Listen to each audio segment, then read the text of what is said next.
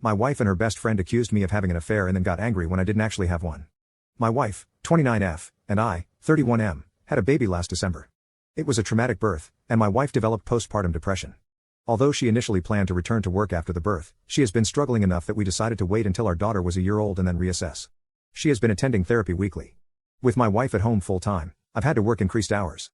This is something we discussed before making this decision, and she knew about it from the start. A few weeks ago, my boss approached me about a project that would require a lot of overtime in a short amount of time. It would be both financially beneficial and advantageous for my career. I talked to my wife about it, and she agreed that I should say yes to my boss. For the 4 weeks I'd be working on this, my mother-in-law and her best friend, Jessie, 29F, would come to help out with some of the duties that I typically handle. Jessie is a stay-at-home mom with a 4-year-old and a 2-year-old. She started coming over during the day and would watch the kids with my wife. 3 weeks into the project, it became clear that we'd need a few more weeks to get everything together. I went home that night and talked to my wife about it. She said she was okay with it but became very cold in the days after. It wasn't unusual behavior over the past few months, so I didn't think much about it and tried not to take it personally. During the last week of the project, I arrived home one night and noticed that Jessie was still at the house. I didn't think much about it, greeted her and my wife, and then went to check on our daughter. Before I could reach her room, I overheard Jessie saying something like, "He doesn't even stop to greet you." Definitely a sign. I turned around and asked what it was a sign of. Immediately, my wife started crying, and Jessie accused me of having an affair. She insisted that I must hate my wife because she has postpartum depression and that I'm not attracted to her because she gained weight from the pregnancy. Neither of these assertions are true. I'm doing my best to support my wife through her PPD while also caring for our family. I believe she looks great just the way she is now, and I haven't pressured her for intimacy as she hasn't expressed the desire for it. Jessie then demanded to see my phone. I told her no. She told me that's a sign that I'm guilty. I told my wife that I would let her see my phone if she wanted to. She nodded, and something inside me broke. I guess it was the thought that she actually believed I was having an affair really got to me. That she didn't trust me after everything we've been through. Well, she looked through the phone, and there was no evidence. Jessie started claiming that I deleted the evidence. She began screaming and woke up our daughter, so I told her to get out of the house.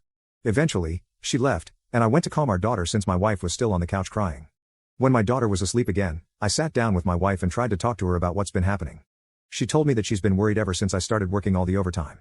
I reminded her that we had discussed what a good opportunity it was, and she agreed to letting me take on this project. She found it suspicious that we extended the length of the project. I explained that sometimes that happens. She wanted more evidence, so I showed her messages and emails with timestamps from work and pay stubs showing the overtime. She said she believed me and apologized for doubting me, mentioning that Jessie had been telling her these were all signs that I was cheating. I asked her why she believed Jessie more than me and why she didn't come to me with her concerns. She didn't have a real answer. It's been a couple of weeks, and the project is over. I scaled back and am trying to work a little less than I was before the project so I can spend more time with my wife and daughter. However, I feel burnout trying to do everything and becoming resentful because, in the back of my mind, I know that my wife doesn't trust me. I ask myself, what happens the next time I have a project? Or I have to run errands one day? Or if I have a business trip? Am I going to come back every time to accusations that I'm cheating? I've tried bringing it up a couple of times, but my wife tells me it's not the time and that she's tired or sad. I try to be mindful of her feelings, but I wonder if that means that I can never have any of my own. Update 1. A couple of people asked for an update, so I'm providing one, but it's not a happy one. That night, I approached my wife and told her that I was going to find a therapist. I didn't connect it to her accusations or anything, I just said that I was having a tough time and needed therapy. She shrugged and told me to do whatever. The next day, I got home from work, and our room and my home office were ripped apart. Things were everywhere, important papers scattered. I didn't see her, but our daughter was in her room crying. My wife left her alone, and her cell phone's off. I called my in-laws and a few friends, but no one had seen her. I'm starting to get worried, so I called my mom to see if she could babysit while I go out and look for her. Before my mom can get home, my wife gets back. Jessie's driving. Jessie doesn't come in, but my wife does. She's clearly upset and has been crying. I ask what happened. I thought at first the house might have been robbed. She starts screaming at me that I'm being unfaithful and that the therapy is a front so I can meet my mistress. I try to calm her down and tell her that's not true, but she came at me and she hit me. My nose is broken. She kind of realized what she did and sat down on the couch and went comatose, just stared at the wall. I went into my daughter's room and locked the door. Then, I called my mom to tell her what happened. She was already on her way, and my mother-in-law to ask her to come over and take care of my wife. I packed a bag for my daughter, and when my mom got there, we left. My wife didn't even look up. We dropped my daughter off with my dad and then went to urgent care for my nose. I got blood all over my mom's new Subaru. My daughter and I are staying with my parents for a while, and my wife is staying with hers. I am looking into getting a restraining order against Jessie. My wife and I are separating. I love her, but I won't live with someone who hurts me and who could potentially hurt our daughter. I am not proceeding with a divorce yet, with the hope that my wife will get the treatment she needs, and we can work things out. My in-laws told me that they're looking at inpatient treatment at a local hospital. However, I also have everything well documented in case of an eventual custody battle. My heart's broken because I know this isn't my wife, this is a sickness in her mind. But I need to keep myself and our daughter safe and give her the space to recover. I'm hoping that this is the right decision. Update 2. My wife passed away early Monday morning.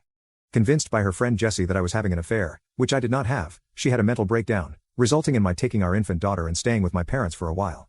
She was with her parents, who planned on taking her to the hospital for inpatient treatment on Monday. On Sunday night, she came to my parents' house and demanded I give her our daughter. Because she had left her alone for several hours the last time she was responsible for her and had gotten physical with me, I refused.